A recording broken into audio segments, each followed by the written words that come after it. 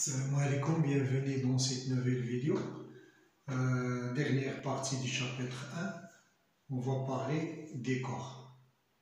Comme on a vu dans la dernière partie qu'on a fait, on a parlé des éléments inversibles dans un anneau. Alors, si on a un anneau A plus phi et x différent de 0A, alors x, on a dit que est inversible si existe un y différent de 0A appartient à A tel que x fois y égale y fois x égale 1 de A. D'accord? Alors, un élément versible, c'est un élément qui vérifie cette propriété. Et on a noté les éléments inversibles de A, ce sont, on a désigné par I de A tous les éléments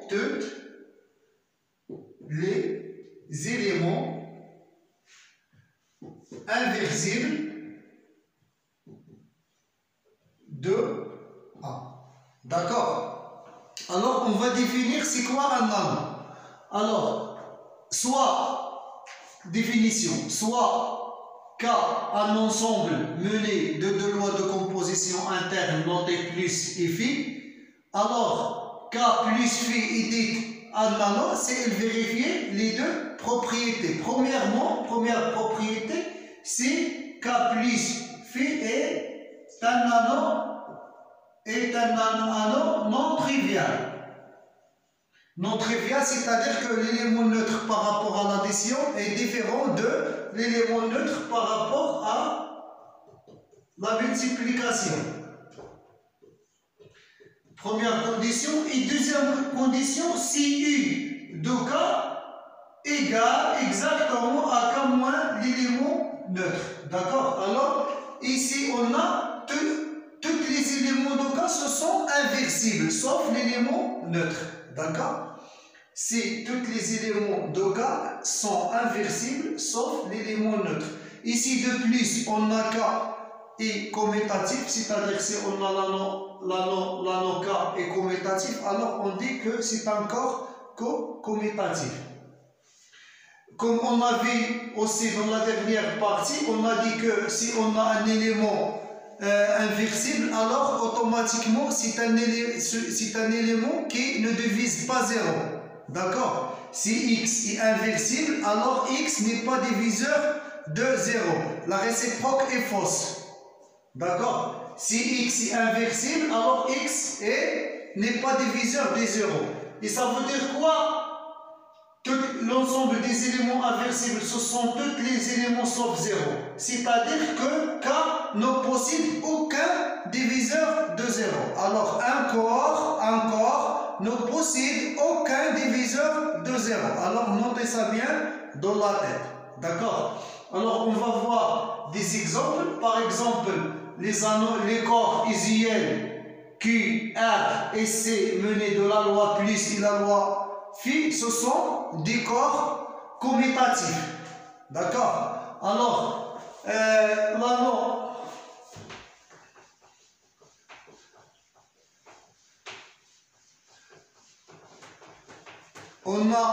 on a Z sur PZ plus phi avec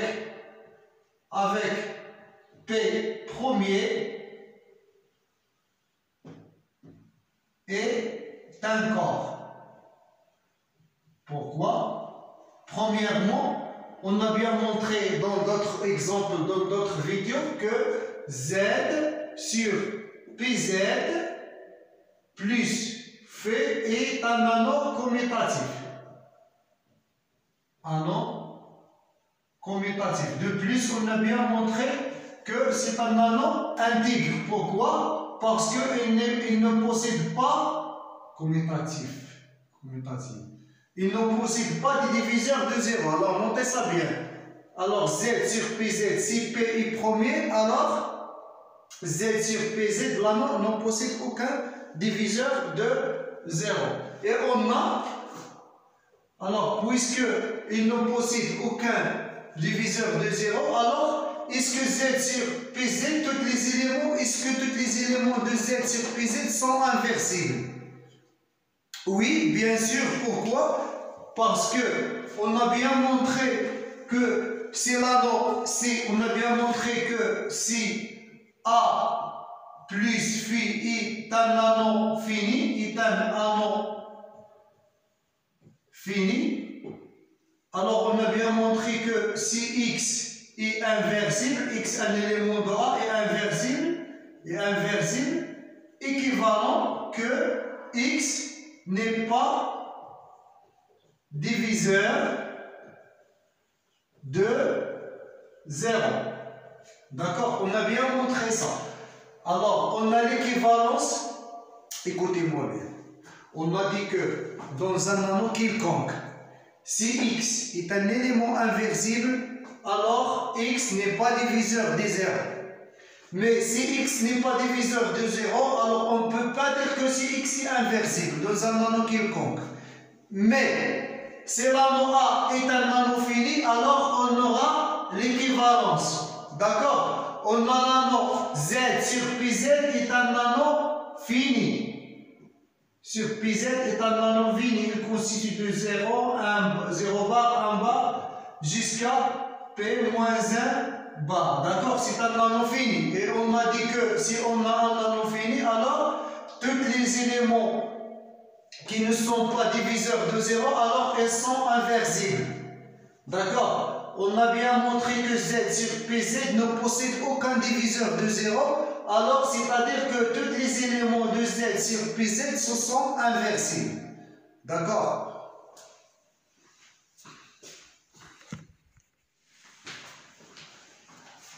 Pour les démonstrations des petites propriétés qu'on a fait, si X est inversible, alors cela implique que X n'est pas diviseur de 0 si l'anneau A est quelconque. Et on aura l'équivalence X est inversible, alors cela est équivalent que X n'est pas diviseur de 0 si A est fini. Alors on a fait la démonstration de ces propriétés dans la 6e partie du cours. Alors vous pouvez revoir le vidéo. Maintenant, on va parler de ce corps. Alors, une partie L d'un corps K, il dit ce corps, c'est il vérifie les 3 conditions. Premièrement, si on a l'élément neutre par rapport à K, appartient à L. Deuxièmement, si on a quel que soit X, Y appartenant à L, on a X moins Y et appartient à L, et X est stable par la loi multiplicative.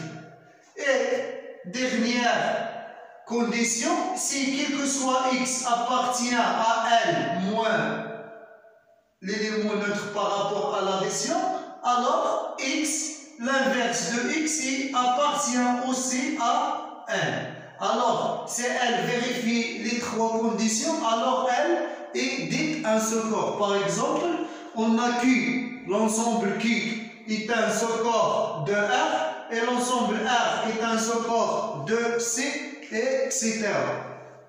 Aussi, par exemple, on peut dire Q racine de 2 qui est égal A plus B racine de 2, tel que A appartient à Q et B appartient à Q, est un sous-corps de Q. D'accord, parce que Q est une partie de Q racine de 2 est une part, est un sous-corps de R, parce que Q racine de 2 est une partie de R.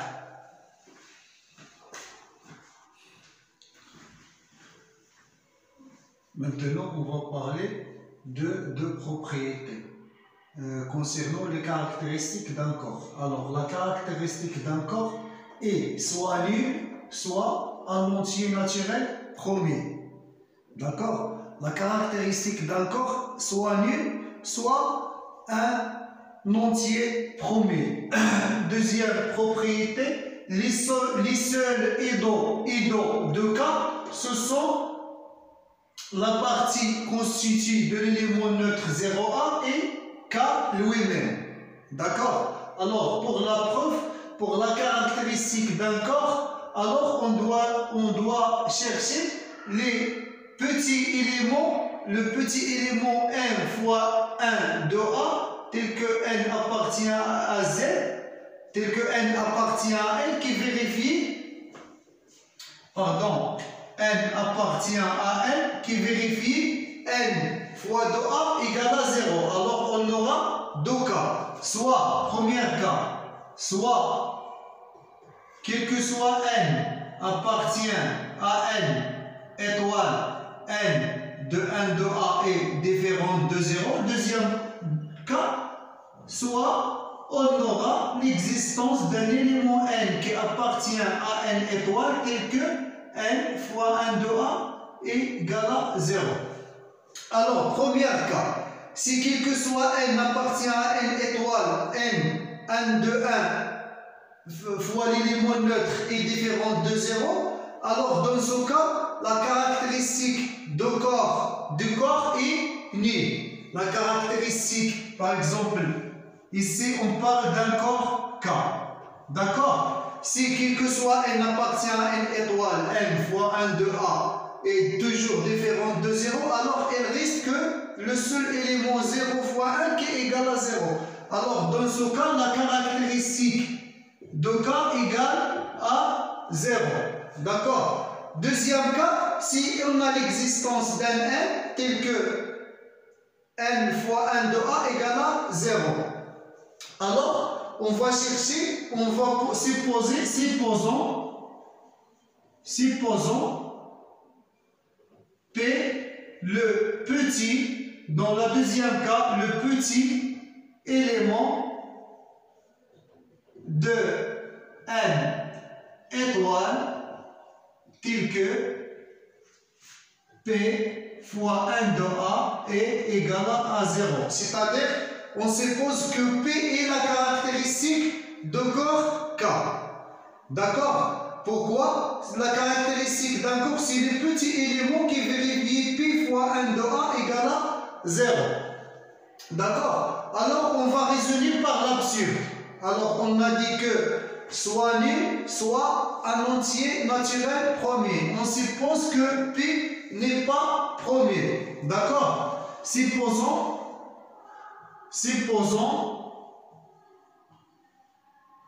P n'est pas premier. Alors, ça veut dire quoi n'est pas premier? Alors qu'il existe un diviseur de P, c'est-à-dire qu'il existe deux éléments H fois K, tel que P égale à H fois K. H appartient à n étoile et K appartient à n étoile.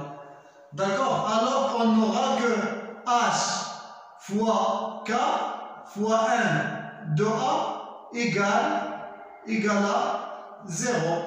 Ça veut dire que quoi H fois K1 de A? Premièrement, ça veut dire quoi P1 de A? Ça veut dire que c'est 1 de A plus 1 de A plus 1 de A P fois.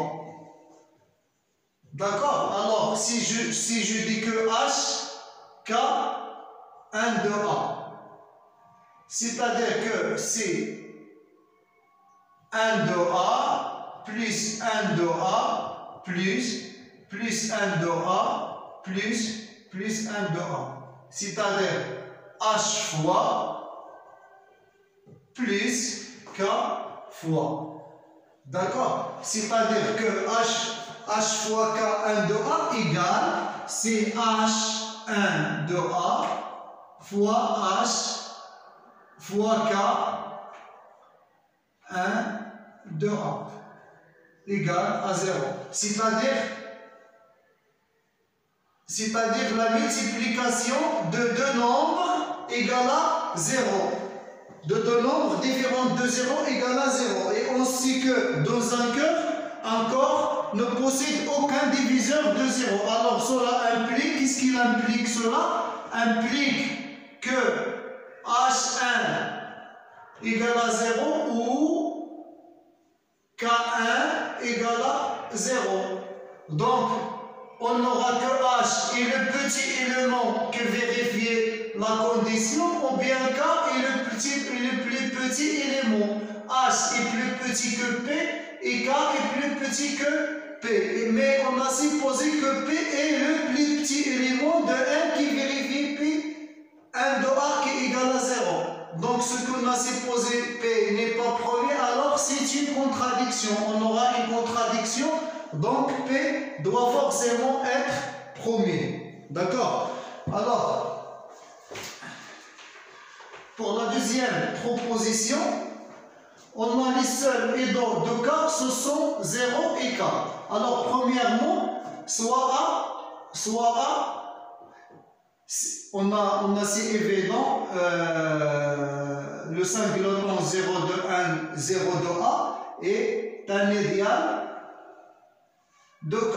D'accord? Mais soit I, un idéal d'un corps K tel que E est différent de 0 de A. Alors, premièrement, on a, qu'est-ce que ça veut dire la définition d'un idéal? Quel que soit X appartient à K, quel que soit A appartient à I, on aura X fois A appartient à I. D'accord? Alors ici, quel que soit X appartient à K, et puisque tous les éléments de K sont inversibles, alors on prend l'inverse de A. C'est-à-dire que A fois 1 moins 1 appartient à I, c'est-à-dire que l'élément neutre appartient toujours à l'idéal. Donc K, si l'idéal est différent de 0, alors 1 de A est toujours appartient à I.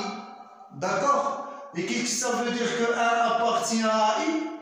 C'est-à-dire que, quel que soit X appartient à K, on aura X fois 1 de A qui est égal à X appartient aussi à I. Cela implique que K inclut dans I. Et puisque I est une sous-partie de K, alors on n'aura que K égale à I. Alors les seuls aidants de K, ce sont 0 de A et K lui-même. C'est fini pour cette vidéo, alors à la prochaine, Inch'Allah.